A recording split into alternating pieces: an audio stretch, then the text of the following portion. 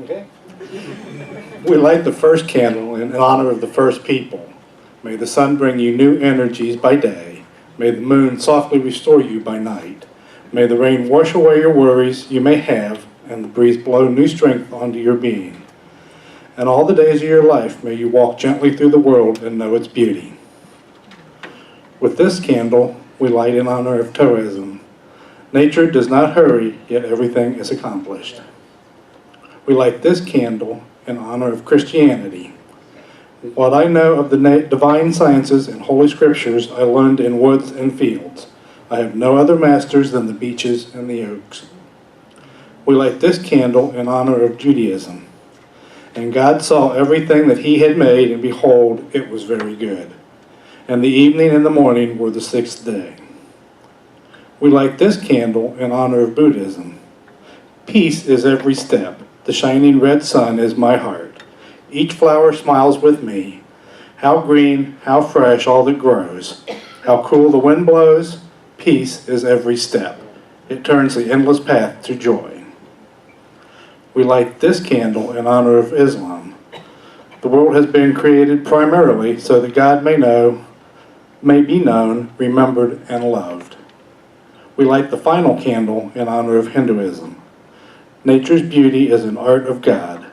Let us feel the touch of God's invisible hands in everything beautiful. By the first rays of the rising sun, the universe is stirred. The shining gold is sprinkled on the smiling buds of rose. The fragrant air is filled with sweet melodies of singing birds. The dawn is the dream of God's creative fancy.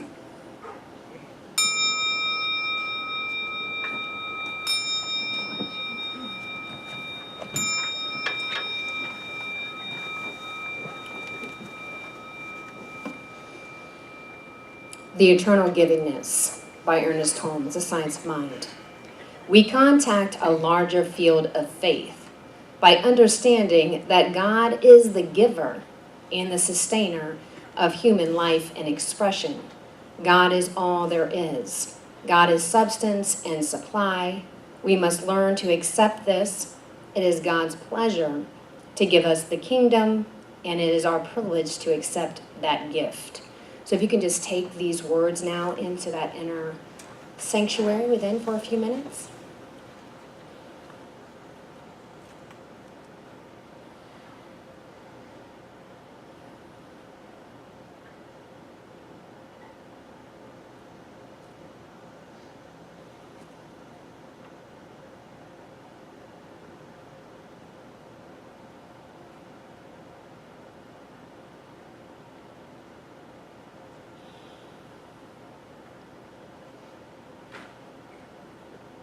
So how good it is to know that God is right here and right now. It is the very breath that we are breathing.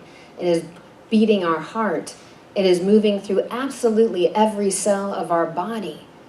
We are part of this divine power, this divine orchestration of love and life and magnificence. And so this same power is right here divinely orchestrating this whole entire service together. It is through our music ministry, through the songs that they sing, through Reverend Cece and the message that she is delivering to the children's church and all of us in the congregation and all of us as practitioners. I know that we are divinely led every step of every day. And I give such thanks for all of this because it is just so good that we're part of this divine power. And together we say, and so it is.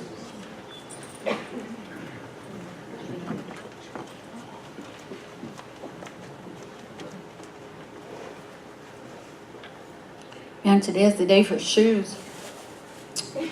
Jim's got his green, flashy green shoes on. Maggie's got her amazing multicolored shoes on. I don't know. Maybe we should have a shoe parade. I love shoes. So this whole year, as you all know, or most of you know, we're focusing on this enormous vision we have, a world that works for everyone.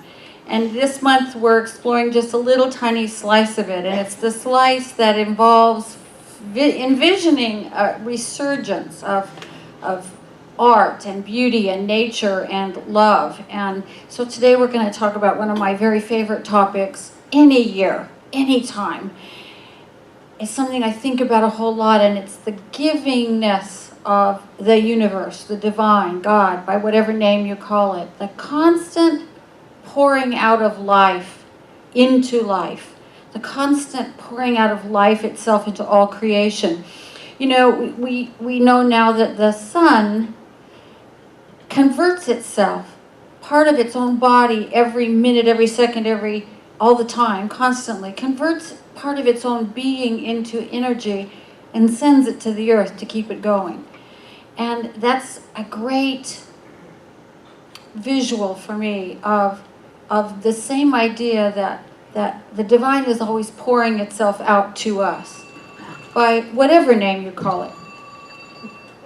One ringy dingy, two ringy dingies.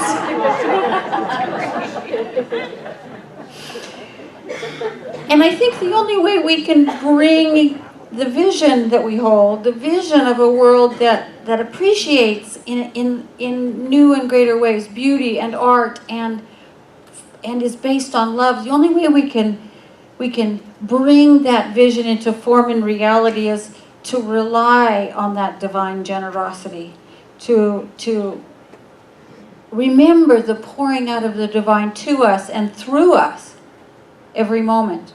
Because life sometimes gets really hard. And if we're trying to do it all ourselves, we can't. We get too knotted up in the, issues, the problems, the little nagging things of the day. But we are reminded anytime we look at what the mystics wrote, that the divine pours itself out, and all we have to do is receive it. All we have to do is receive it. And so that becomes our practice, receiving the gift. As Ernest Holmes said, it's God's pleasure to give us the kingdom and our privilege to accept that gift. So this idea shows up in the teachings of Jesus. You know the story of the lilies of the field and how God takes care of them and clothes them beautifully, and what makes us think that God doesn't take care of us too. It shows up in the Old Testament. Manna from heaven, goodness, what a gift, right? And in Malachi 3:10, where God says to his people, if you do your part, I will pour out such a blessing upon you. I will open the floodgates of heaven. Shows up in the Hindu creation stories where Brahman, which is the god, the head of the Godhead, if you will, Brahman itself, the creative force and raw material of which everything comes, is also the maintaining and sustaining energy of creation. And it lives in us. In Sanskrit, as Dan sang to us a couple of weeks ago, Tat Tvam Asi, thou art that. In the mystical literature of Judaism, the Ein Sof, which is sometimes called the God behind the gods, the Ein Sof, the primordial energetic universe, created the material world in order to better understand itself, to give its pure energy a form and a purpose. And we are that form and purpose. That's why we're here. The Kabbalists believe that every human being has the power to impact, to determine God's place, if you will, in the world, God's visage in the world.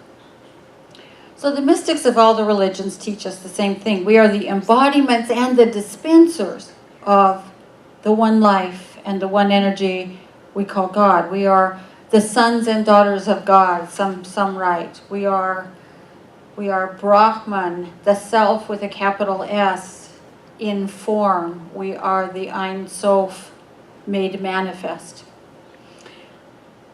And every tradition reminds us in one way or another that we can rely on that capital S self if we move our small s self out of the way.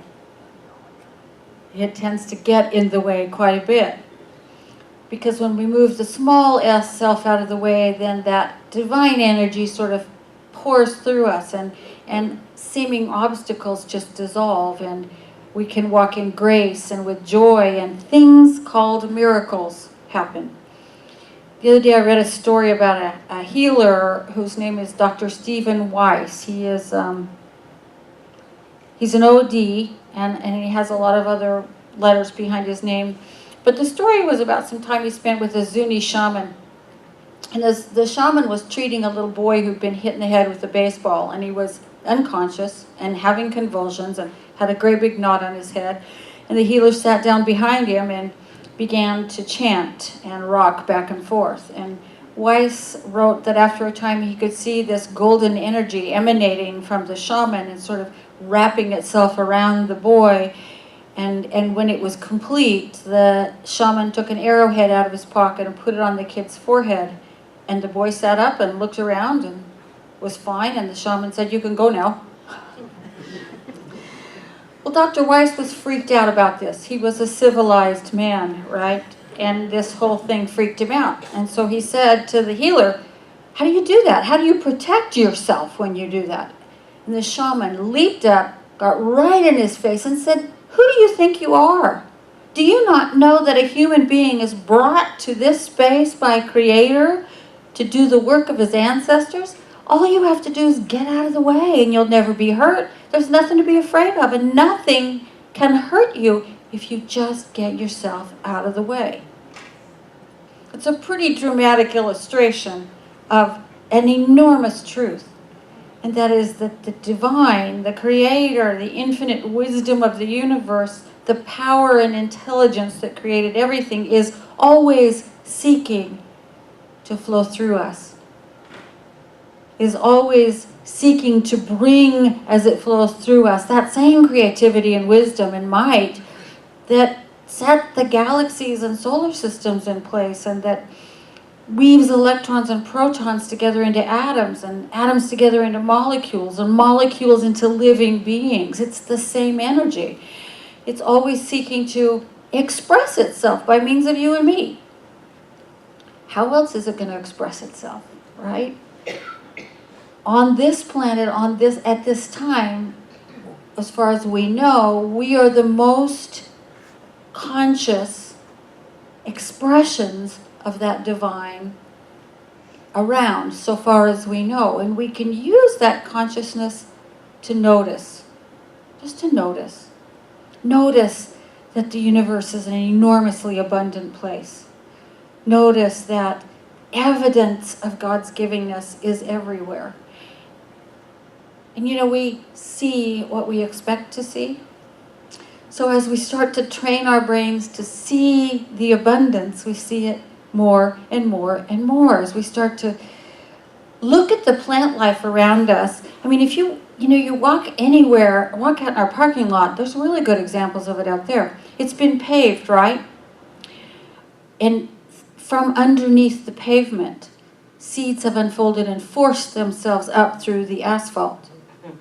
I mean, plants don't stay under the concrete, do they? They crack it sometimes so that they can express the life within them. And too much of our life is more about putting the asphalt on than trusting the life that's coming through it. We start to a little rain, a little sunshine, and boom, I don't know about you, but I think one of our people posted a picture of their rose garden. Since the weather's cool and the rain has come, it's filled with flowers again. My yard too is filled with my hardy geraniums. All of a sudden just went, "Ooh, we're here." It's great. I love to see it. There's so much life out there. And I don't know about you, if you've ever not ever been somewhere like this, you ought to make it, put it on your bucket list. Have you ever been someplace where you're far, far away from a city or a town, and at night you can see all the Milky Way?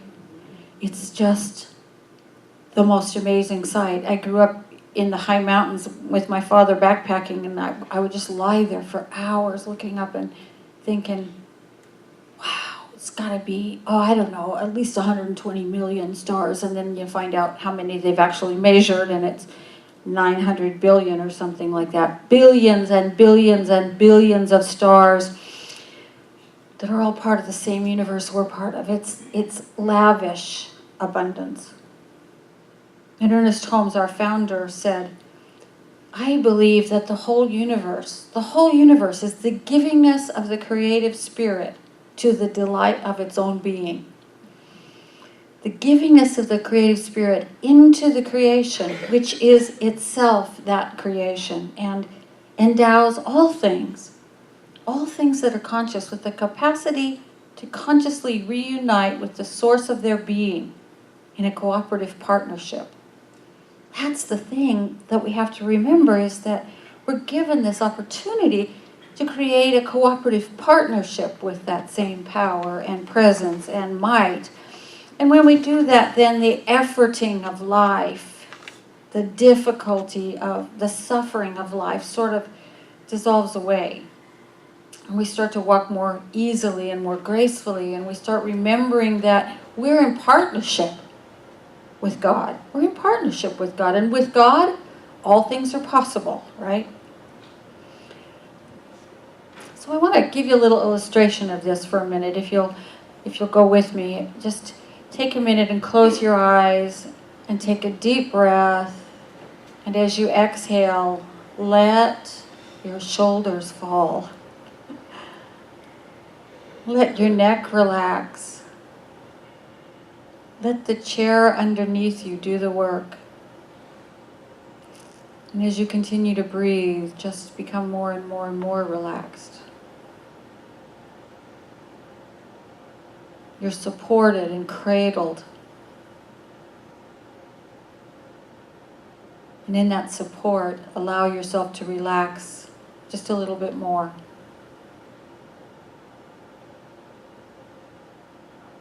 And now imagine yourself to be floating on a warm ocean. An ocean that you know is perfectly safe.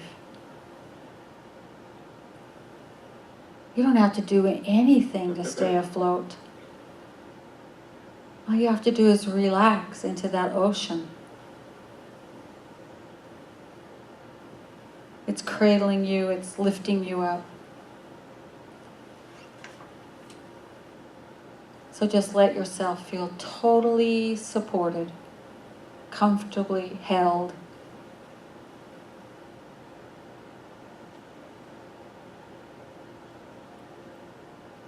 And now imagine you decide you want to go to the shore.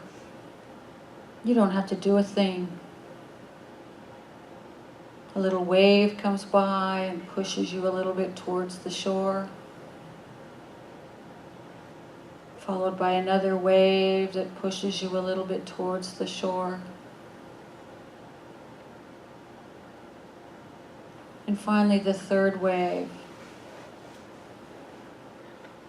You find yourself deposited on the warm sand in the sunshine. And all you had to do to get there was to not kick against the wave.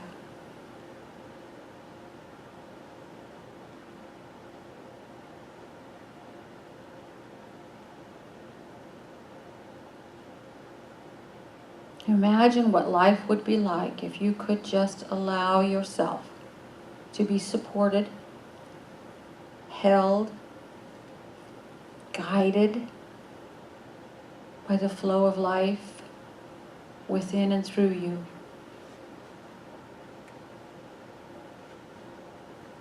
Imagine yourself going through your most difficult tasks with this same attitude of trust, relaxation,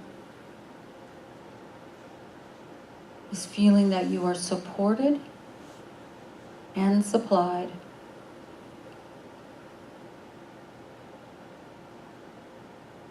And realize how true it is that in every moment, this thing called life does have us.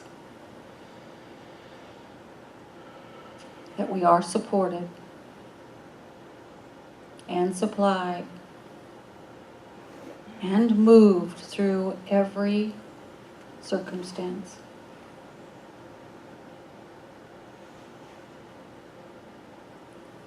And knowing that you will bring this feeling of relaxed trust back with you. Begin to feel the chair supporting you. Begin to notice the sounds around you. Bring your awareness back to this moment, this place. And when you're ready, open your eyes.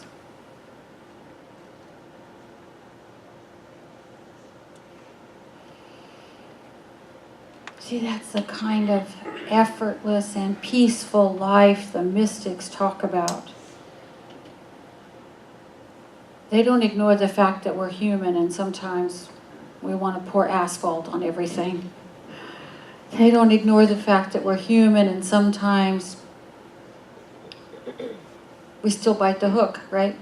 Our subconscious mind throws us a hook and we bite it and we're off and running.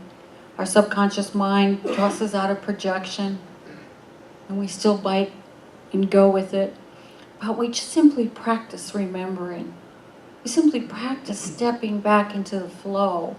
We simply practice remembering that the divine is pouring itself out and that what we need to take us someplace and what we need to supply us is given. It's flowing through us and to us all the time.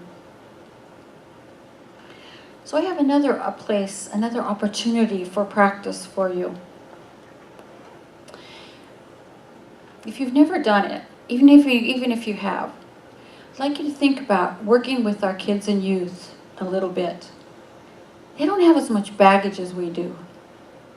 And they're much more willing to just jump into the flow and trust it, right? They're very good object lessons. It's also a really good place to practice. Practice remembering, because, I don't know about you, but whenever I'm sort of facilitating a group and they're not doing it my way, I want them to. You know what I mean? And the kids don't want to do it our way all the time. Sometimes they want to do it their way. And keeping order is one thing, but we want to get them a little bit more controlled than that generally. So it's a good place to practice letting the divine steer the car for a minute there and just seeing what unfolds with the kids. There's an opportunity in it to simply float in that water and turn to the life that's flowing through you and let it drive for a minute.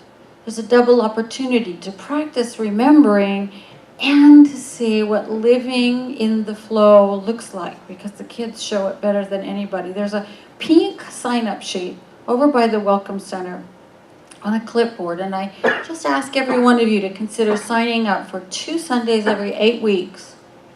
That's 6 hours of your life over 8 weeks spent in conscious observation of what it means to allow life to flow through you and through our children. That's a pretty small investment, I think, for a really huge return. There's another thing about this, about working with the kids, because they're the place God is showing up in new ways we haven't seen before. You know what I mean? Change is happening. They're the future. And the future is happening so quickly, that we need to be sure we're reminding our kids and teaching them how to always remember that they're in the flow. Not to buy into some of the stuff that makes us pour concrete over it, but that they're in the flow. Helping them know how to remember to trust spirit, how to think powerfully and clearly, how to guide their thoughts and actions so that they manifest this future we all want to see, this world that works for everyone, that's based on love. And it's up to all of us, I think, to teach the kids how to remember what they know when they're born, but that society helps them forget all the time. I want to tell you a little story. One time I was back with the kids. I do that occasionally and get someone to speak up here, and I go back and be with the kids just because they're so amazing. And I told a story, and the end of the story was basically about being able to appreciate even the things that other people might not appreciate about you or might poke fun at you for. So we talked about that for a while, and then I asked them all to name one thing about themselves they really liked. And we went around the circle, and great stuff was coming out. And then there was this young man, one young man who sat there and pondered for a second, and then he said, "You know, I can't think of a single thing." And my heart was broken. My heart was broken. But then I remembered, and sort of edged myself out of the way, and I told him what I saw. And what I saw was a child who was peaceful and gentle and intelligent and kind and handsome. And so I just told him that. And I got to be the place for him where spirit showed up. I got to be changed at depth in that moment of interaction with that young man. I helped him simply remember that there's more to him than his bad day or his bad week. There's more to him than he was feeling at that moment. So there's a pink sign-up sheet over there at the Welcome Center. And I challenge you to sign up to serve with the kids for 2 weeks, 2 Sundays every 8 weeks, out of a 6-month period, 6 hours of your life, consciously creating with these kids the future that all you need to do is let God move through you. You don't need to worry about whether you're trained properly or you say the wrong thing. The kids kind of guide things. You know, they do. They show up beautifully. And all we have to do is show up as love. And remember to shepherd our thoughts and our actions so that our kids know how to be that deeply creative space where the future shows up. You know, it's that important. They are the future. They are the future. They need us. They really do. We have curriculum, we have class leaders, we have all that stuff. So this is an investment not only in our future but in ourselves. It's deep spiritual practice, I think, to be back there with the kids and to realize that what's happening is the future's unfolding in front of our eyes. Because really, we're here to be love.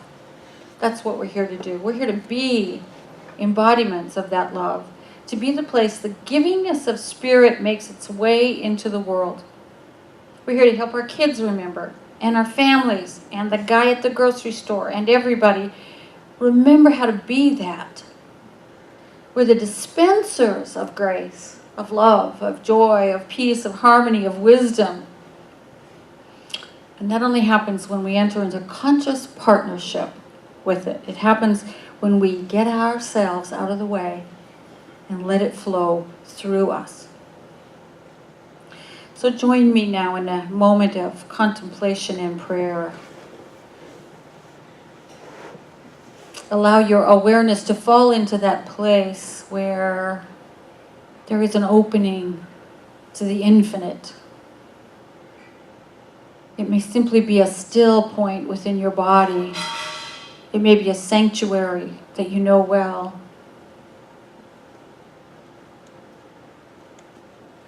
You may simply call it your heart. Let your awareness fall into that place. This is the wellhead, the fountainhead for the life of God that flows into you and out of you into the world. Just breathe that in for a moment. I know that there is only that one life and that it pours through all creation. And that it pours through each one of us and we get to be aware of it. What an amazing evolutionary happening. We get to be aware of it.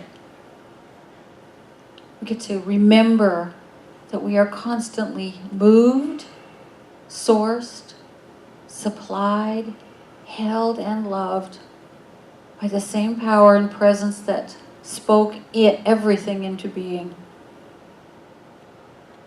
I know that that is the absolute truth of who we are.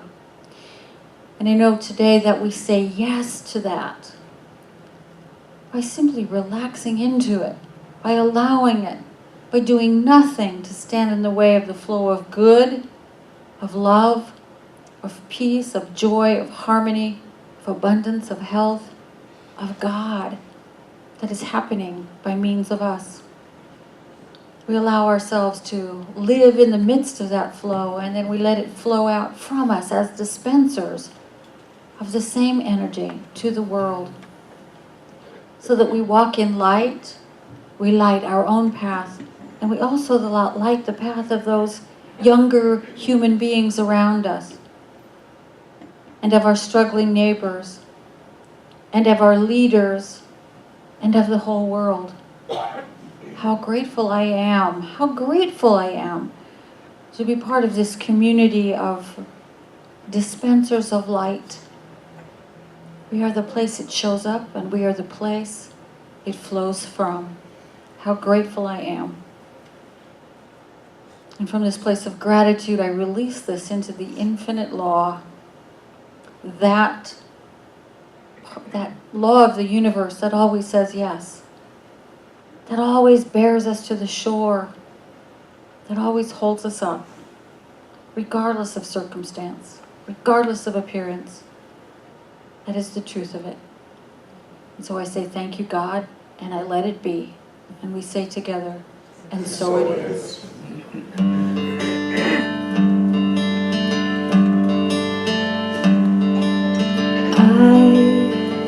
I am just a thread, a simple thread in this glorious web of life.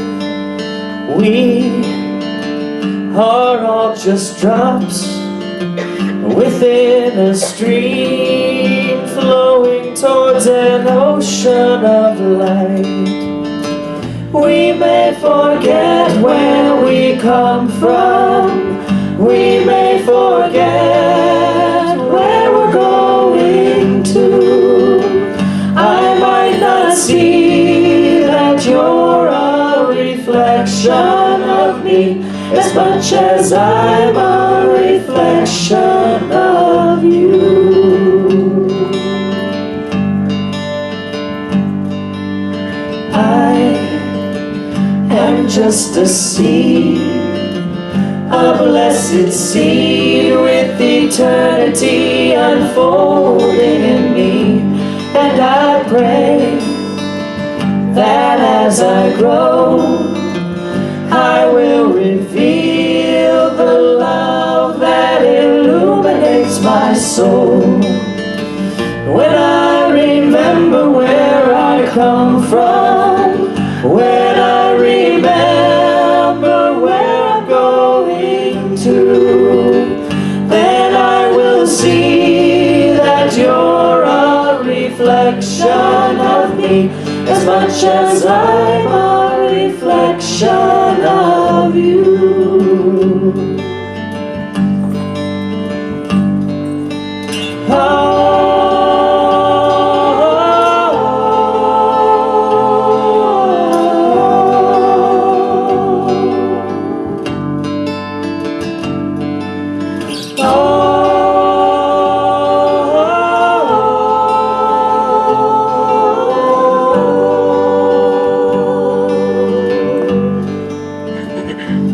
This is my simple prayer.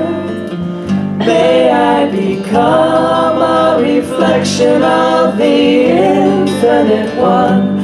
This is my simple prayer. May I become a reflection of the infinite one. This is my simple prayer. May I become a reflection of the infinite one. This is my simple prayer. May I become a reflection of the infinite one. Amen. We now take the opportunity to give in support of our spiritual community. Everything that you give makes it possible for us to be here every Sunday and to offer the classes and workshops that we offer and to have a place where our kids can learn how magnificent they are. So I just invite you to stop and take a breath and think about all of that and all that is here for you. And let yourself be filled with gratitude for the richness of life itself. And please repeat after me. My heart is open. My heart is open. I give from my open heart. I give from my open heart. I know that as I give, I am given to. I know that as I give, I am given to. And I am grateful. And I am grateful. And so it is. And so it is. Trying to adjust this note and put it in the right place. Okay, here we go. Our anniversary celebration is coming up, as you all know, September 24th and 25th. If you're willing to help us prepare the food for the brunch, there's a green sign-up sheet over at the Welcome Center, right next to the pink one. You can sign up on both at the same time. So we'll give you a recipe or an idea, and in some cases a big tinfoil pan, and all you have to do is make whatever you agree to make and bring it back here on the 25th when you come to hear the fabulous Dr. Ken Gordon, who will be speaking that day and celebrating with us. Before that happens, September 10th is our Centers for Spiritual Living World Day of Service. And we're going to have a project at the VA, and we'll be beginning an ongoing project with Oasis House. But we need, did you say 5 or 6 people at the VA on September 10th? So look at your calendars, and you can talk with Linda Andriaco and sign up with her about getting involved in that project. We're just going to go bring some love to some people who don't probably get a whole lot of love brought to them. So be part of that. Don't forget the pink sign-up sheet over there to sign up to serve with our youth and family ministries. You can also sign up to serve with Chris Folker and the facilities. Oh, she's Vanna, thank you. Chris Folker and our facilities improvement team. If you can give us an hour or two a month, once or twice a month to keep the building in shape, talk with Chris Folker or Teresa Napke about that team. And please take a look at the last part, the final page of the bulletin insert for more information on what's coming up. There's a couple of great classes coming up, a bunch of social events, and also please join us in the Consciousness Cafe for a bite to eat and some fellowship after service. And did I mention that pink sign-up sheet over there? Yeah. Good. If you would like prayer after service, the practitioners have a gift for you. They will give you a 1-minute miracle, we call them. Just walk up to any of the people with the white or teal prayer shawls and ask them, and they will give that gift to you on Sundays. They have worked for years and years and years to be able to see and know the spiritual truth even when you can't. To see and know that you are the divine in form even when you don't feel that way. So take advantage of their gift to you on Sundays. You can also put a written prayer request in the prayer chest back by the door, and we will pick it up after service. So thank you to everybody who made this morning possible. Thank you to our ushers and greeters, to our practitioners, to the welcome team, to the Consciousness Cafe, to this amazing Higher Mind band. You guys are wonderful. And thank you to all of you for being here and sharing this morning with each other. So let's stand up for our closing affirmation and our closing song, which is Holy Ground. Right. And they're one step closer to signing that pink sheet. Good. Yeah, don't forget to It sign really up is on that fun. pink sheet over there. So know with me right now, I am the place God shows up. I am the place God shows up. I move out of the way I move out of the way. anything that blocks the flow of the divine. Anything that blocks the flow of the divine. I accept the flow of infinite love. I accept the flow of infinite love. And so it is. Have a fabulous week, everybody.